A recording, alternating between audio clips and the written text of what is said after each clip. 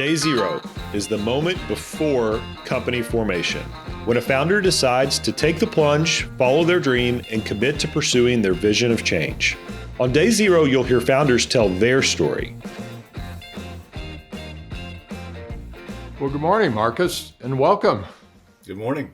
We're pleased to have you at the microphone this morning, bright and early. The purpose today, Marcus, is to get to know you a bit better in your role as host, sitting on the advisory committee of Day Zero, and we're delighted that you are on the advisory committee. Why don't we pick up your life a bit, maybe at the point that you decided to go to Harvard Business School. Why did you decide to go to business school, Marcus? In undergrad, I was a political science major and a history minor. I had intended to go to law school. I think I was of the political science. I went to a small liberal arts school, and I think there were 11 of us that graduated with a political science degree. 10 of us went to law school, and I was the one who ended up not.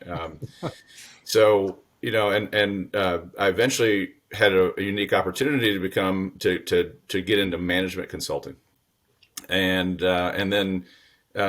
so was consulting businesses and industries for a number of years, and knew while I was doing it, there was, you know, I wasn't kind of steeped in business. I had come from the White House, knew politics, knew political systems, but was not kind of well versed on business. But there was actually a specific moment of time. I was actually working for the Clinton Foundation, and we were doing work to help people in countries that were ravaged by HIV, to help them put in place treatment programs and get access to low price meds. And we had been very successful, and we're fortunate to have a number of countries that were going to, donors that were going to help fund initiatives to do that.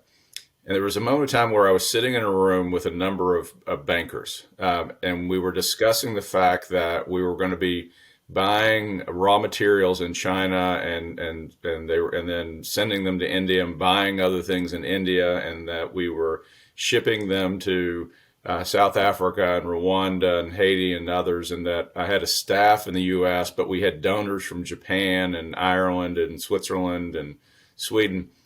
And so we were having dollars coming from those donors going to China, dollars going to India, dollars going to South Africa, dollars coming from the U.S. And one of the bankers looked at me and said, and what we were worried about was we needed those dollars to go as far as they could go. And so we were worried about currency fluctuations. And one of the bankers looked at me and said, I'm going to tell you, this is one of the most complex currency hedges that I've ever been involved with in my life. And they spent the better part of 2 or 3 hours drawing these things on the board. And it was like he might as well have been speaking Mandarin. I didn't actually even know what he was talking about. And I said, you know what? I need to go to business school. I'm the one guy that if I'm going to continue to advise and engage from a business perspective, I better at least have some basics. And so that was the real moment that I said this is gonna happen. And so that's why I went. So how did you dodge going to Wall Street or consulting out of Harvard Business School? Yeah. Because you went to Walmart. Yeah, that's a great question. Well, it was for me. I have this kind of tendency that I don't like to go where everybody else goes. Maybe I'm afraid of crowds, or I have some sort of strange phobia or fear. But when I was in business school, you know, I was there from 2005 until 2007. And I was a late entrant. I had, you know, at that time by the time I graduated, I had 2 sons and 2 young sons. So I was a little bit strange, but in terms of being a little older and being a little more along in my life than a lot of others. But I looked around and I saw something very strange going on at that time. In fact, I think in my section, out of about 90 people, and I think this number is roughly right, somewhere around 60, you know, upper 50s to low 60s of individuals were going into management consulting or hedge funds or private equity or venture capital, investment banking, or the financial services industry. And I don't mean this to be, given that I was a consultant myself, I don't mean this to be a knock on those industries, but they do not produce or provide anything. Their whole purpose in life is they serve at and either as strategists to or as kind of financial and capital advisors and investors in industry. And HBS was actually a school for general management. It was the original school that was supposed to be the grooming school for the next generation of CEOs. Yet, almost or maybe 2/3 of the people that I was in the section with weren't doing anything that related to general management and industry. And so for me, I said, I want to go somewhere very different. I want to go away from, I don't want to go to New York or the Bay Area or London or Hong Kong. I don't want to go into financial services or consulting. So where is as far from that as I can get? And, and if you stop and think about it, Walmart in Bentonville, Arkansas it is exactly that, right? That is as far as you can get from investment banking and hedge funds, and as far as you can get from, London and Hong Kong. How many of those 2/3 of the class were incredulous? Well, in hindsight, we all now know what happened, right? We now know what happened a year later. The fall of the financial markets and some of them work for firms that no longer exist. I do think it created a recalibration in people's thinking. I think many of them did end up going into industry after short stints, particularly given the downfall. So I think it and I do remember a number of them who I consider to be some of the I was blessed. I mean, there were some of the people I was that I got to learn with are some of the smartest people, absolutely brightest people I have ever engaged with in my life. And I can remember, a couple of them that I have maybe the highest respect for around came and said, I think you made a much better decision than the rest of us. And so that was at least a validating moment for sure. Kind of almost like a founder blazing a new path, Yep. Marcus. Yep. Fits right in here with day zero. What about healthcare at Walmart? How did you move into healthcare there?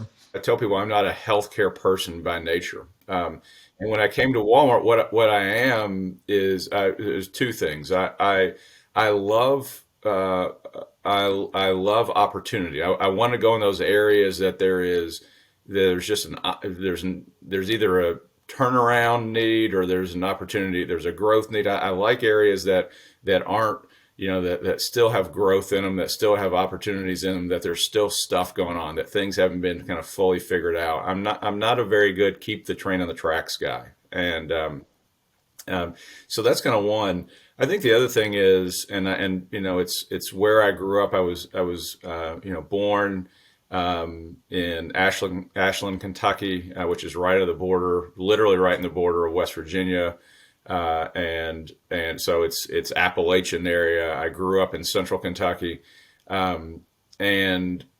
saw my parents were both educators. My dad was a school principal, and I know the challenges that people are facing, particularly here in the U.S.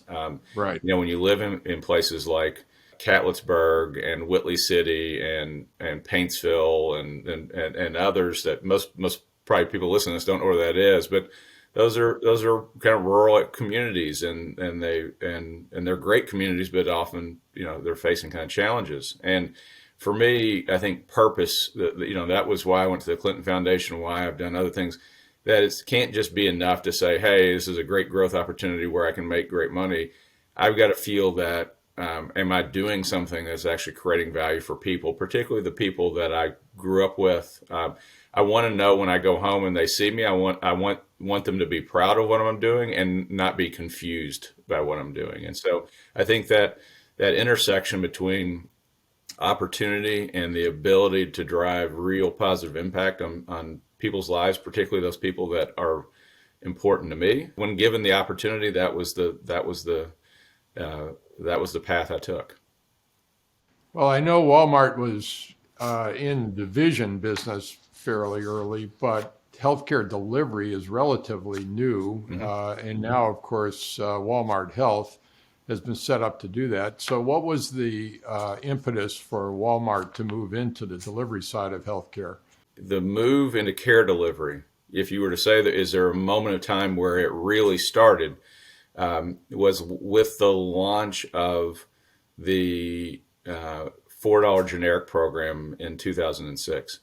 And you say, well, what did a launch of a $4 generic program have to do anything with care delivery? What it did, what was really interesting about that program is it was unbelievably successful. It was successful from a business perspective, certainly, that Walmart saw very significant gains in market share in pharmacy, and it really sort of drove the pharmacy business and drove great pharmacy growth for a number of years.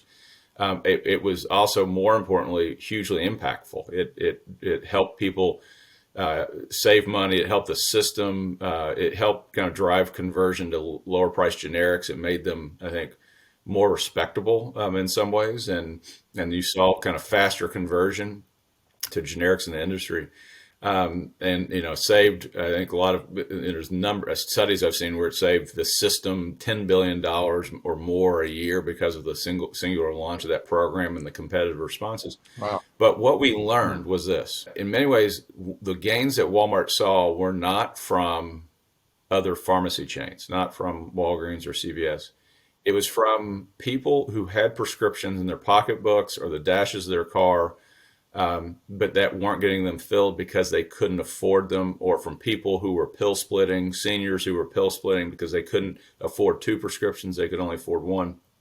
And I think it opened our eyes to this vast reality, I guess, that the issue in the U.S. is that there is not vast overconsumption, but there is vast underconsumption, that people couldn't get the basic meds they need, that they aren't getting in the moment, or deferring or delaying or not getting the basic care they need because of a lack of affordability, a lack of accessibility, because of the complexity of the system. And so I think that started us on our journey. And you say with Walmart, though, health services, that's a tricky business. I mean, you're caring for people. I think there was internally many who would say, I'm not certain that this is a business we have a right to play in. And so, it was things that we had to test and kind of learn and understand consumer reaction, but it has very much driven what we're doing today to say we're in care delivery because we know people need access to care. That's what they tell us. It's often the kind of top concern. And so we are doing what we're doing because we're trying to address consumer need. And that's the business we're in. We believe we exist to serve people. And if people are saying this is what I need, then we need to figure out how to get it for them. You've spoken about your frustrations with healthcare, and I suspect it leads in part to your interest in innovation and founders and so on. But you've been now in healthcare, not really as a healthcare person, as you say, but just joined the healthcare ranks. Just give us a little bit of your kind of top frustrations with healthcare. What do you see looking perhaps more objectively than a lot of us that have been in healthcare our whole lives? There's probably a number of things that frustrate me, but the two that always kind of come top of mind is one, how often I see that the solutions that are available to people out there were not designed for them, but they were designed, more for the interest of payers or for the underlying providers or health systems that are delivering the care, or some other entity, but not people. And the result is, I think the frustration that I often see is, people not getting the care they need, and that the blame is often put on the foot of the individual or the feet of people, and that they often say, if people only weren't so lazy and weren't so kind of uninformed and those kind of things, the system would act better. And so I think that's the biggest point of frustration, that how often what I see is this failure point, that care delivery in the U.S. is not oriented to the needs of people, to the consumer, of the individual, and it isn't designed around their needs. It absolutely is not affordable. And health insurance doesn't help that, meaning health insurance actually often complicates that. You think, well, health insurance is there to help people pay for stuff. It's not how it works. And then obviously with the rise of the high deductible plan and other things, the basic stuff that people need, the basic care people need, is often out of reach from an affordability perspective, and the accessibility perspective. And And so I think that's probably one point of frustration, is that the entire basic care delivery system, we haven't designed it in a way around the needs of people. Instead, and I think a good example of that is you look at the regulatory realities and often protectionist policies around certain provider groups. Kind of pre-COVID, the limitations on practice, on what a nurse practitioner is allowed to do. But what we know is what they were trained to do, what they're clinically capable of doing is up here, but often regulation only allows them to operate here. And so this idea of if we were really sort of doing things in the interest of the consumer, we would attempt to have regulation that enabled people to have better, more affordable access to care, and that it wasn't harder to do that. I think that's kind of one. I think the other one, the other kind of point of frustration, is the systemic allowance of massive variation in care, and the harm that is causing. That we are allowing or enabling providers to deliver highly variant care, where you're seeing huge differences in practice patterns, even though the evidence indicates there should be a standard. You're seeing providers not practicing to that standard, and so that's why you have high rates of inappropriate and unnecessary care occurring, why you have poor quality occurring a lot of times, why total cost of care is often way higher than it should be. I'm sort of mindful of the reality when we go back to this appropriateness point, that in a lot on coming out of the Centers of Excellence work that we've been involved with for almost a quarter century now. We've seen things like the rates of when people are having hip and knee replacement and lumbar fusion surgeries recommended, that more than half of those are actually inappropriate or unnecessary. There was a better path of care that would have delivered a better outcome, help the associate or the individual be healthier, that would have been much lower cost and than a procedure. And so I think for me, the point of frustration is that we haven't done more. And I actually don't put the blame on that at the feet of providers. I think we haven't, if you don't actually hold somebody accountable, and if you don't give them the data and the analytics and the insights that show them how an individual, how they're performing, and I don't care the industry, it could be in financial services, it could be in my job, it could be, if we don't understand how we're performing, if we don't have data that assesses how we're performing, if we can't see what good looks like, if we can't see how our peers are performing and understand how our performance is different than others, and the things that we could do to up our game, then you can't get better. I'm sort of mindful of, you look at how much insight is delivered to professional sports athletes to enable them to improve their swing, improve their shot, improve their, whatever it might be. Given we have even more data in healthcare, why can't we give that same level of performance data to our providers to help them reduce variation in care? I think that's probably the other big area of frustration for me.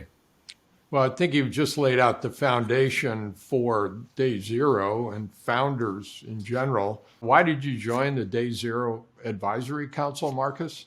I often hear, as people talk about the healthcare industry or they talk about other challenges, there's a very pessimistic, often negative tone.